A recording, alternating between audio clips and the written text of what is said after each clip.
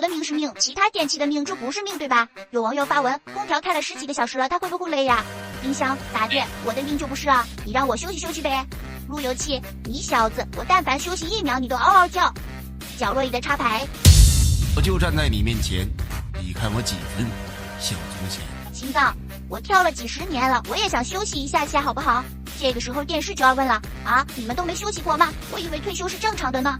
好家伙，你们究竟是心疼空调还是心疼电费呀？